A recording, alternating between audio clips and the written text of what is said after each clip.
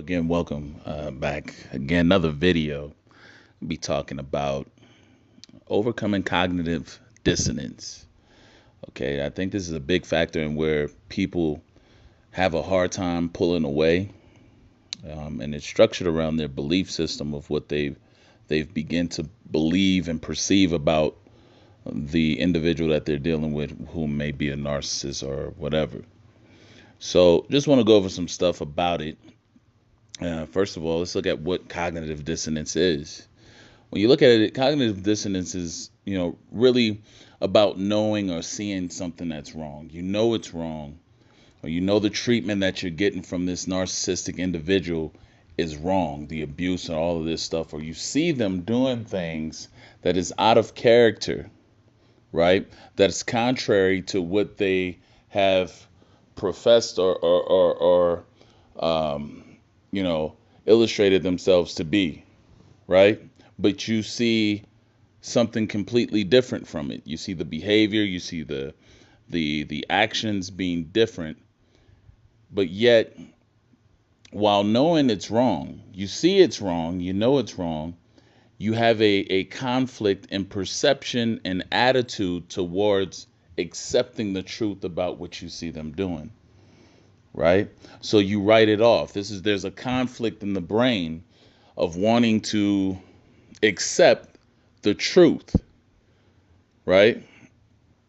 So what happens is there's some things that happen. You go into a state of denial when there's cognitive dissonance. There's denial, confusion, backtracking, second guessing yourself, and all this leads to indecision and being indecisive, right? When it comes to being able to make the proper schemes or remedies to rectify the situation. So basically, the alternative to kind of coping with the cognitive dissonance, which is mental discomfort from what you are witnessing or experiencing from a person. You don't want to accept it.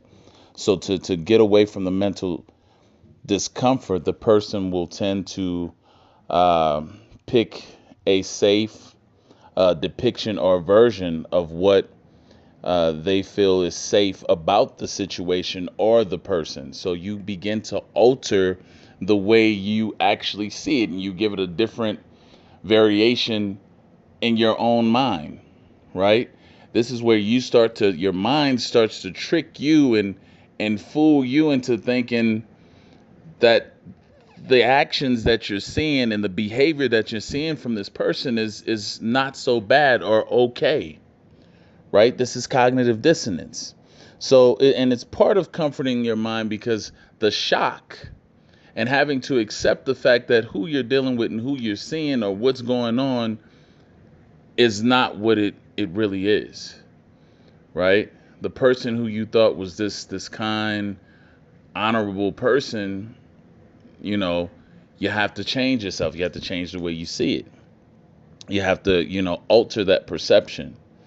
And this is to comfort your mind and from the shock or disbelief, right?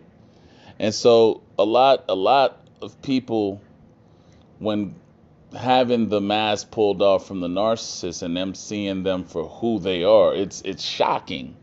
They don't really want to accept that version. They want to be and see the initial version with the love bombing and the being sweet and being kind and being generous. They want that version to be the truth. But in all actuality, it's not the truth. And this is where I speak about tampering with the evidence. When you've been or when you have been revealed to you something that is wrong or not right, you still you fence hopping. You'll pull back because you know it's not right. But then that's when the cognitive dissonance kicked in, and you start to tamper and alter what you've seen, and you write it off or you minimize the effects of it, so that it is not something that you have to act upon and take action towards. So a lot of us don't want to take the proper action to uh, adjust the situation or correct the situation or remove ourselves from the situation. So I want to go into the first things you have to do is again, you have to have the ability to not tamper with the evidence.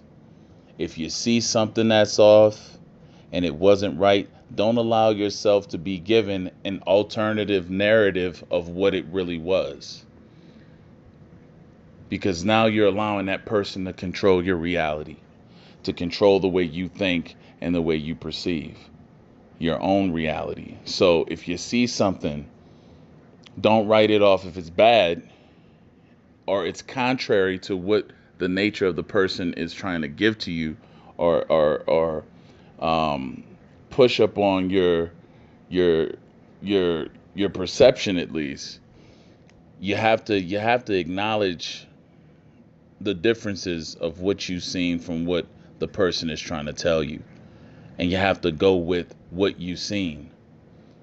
Right? It's okay to ask questions for clarity.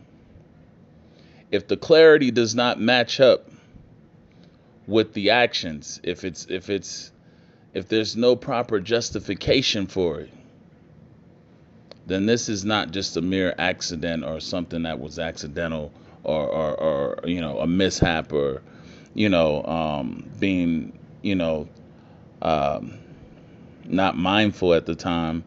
This is more than likely an intentional thing that you've witnessed, or whatever it is. It's more than likely something that lies along the lines of misguiding and altering your perception, manipulation, etc. So you have to stand by what you have experienced and what you know to be true. The next thing is you have to lay out all the facts, right? You lay everything out. You look at when this happened, when this happened, when this happened. What were the consequences to these things? What were the remedies to these things? What were the ramifications of all of this that happened, and how was it resolved? And if there's a consistent track of the same thing happening over and over from all these facts you've laid out, then you're going into what is called a pattern, right? The moment you start seeing a pattern in an individual that is distasteful to you, and these are facts, don't write those off. You got to stick with the facts. Next thing, you got to wake yourself up. I don't care. You got to, throw cold water on the face or something. You have to manage to really wake yourself up to the truth. Don't be in denial. Don't be afraid to let go. A lot of people have the fear of releasing and letting go what is not good for them, because they've become so accustomed and dependent on the very thing that is not good for them. But you have to be able to wake yourself up, digest all of the behaviors and actions, put it into proper perspective, right? Put it into proper perspective of, is this something that's beneficial to me? How is this helping me? How is this really helping me to get by in life? What is it by being with this person that is creating the ability for me to have an overall happiness and contentment, right? And not that you're going to get happiness from the person, but if they're interfering with your ability to sustain your own happiness, then there's a problem. This is where you really need to wake up to that fact. Number 3, you have to accept. Afterwards, you have to go into the process of accepting what you have seen, what is going on. Call it for what it is.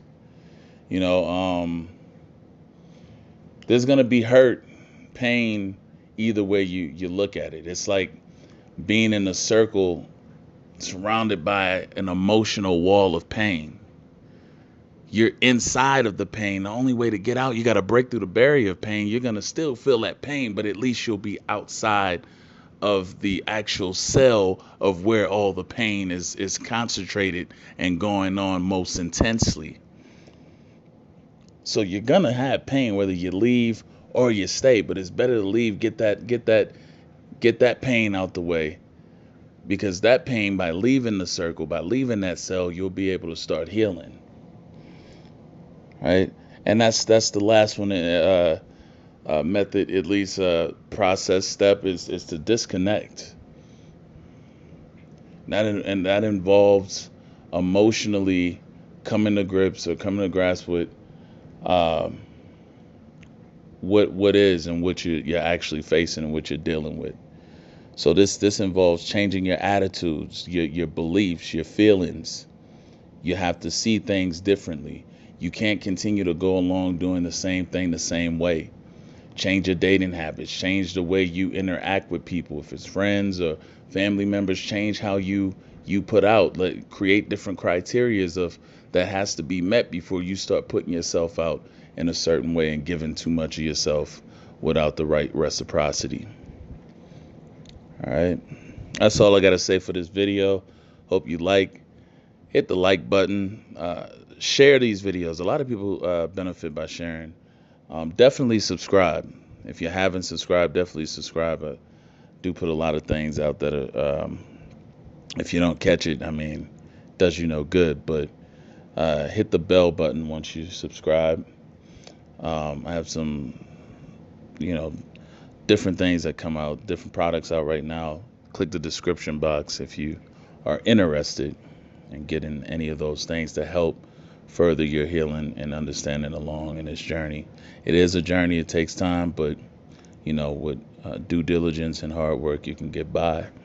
Anyway, thank everyone. I appreciate all of you, and I'll talk to you next time.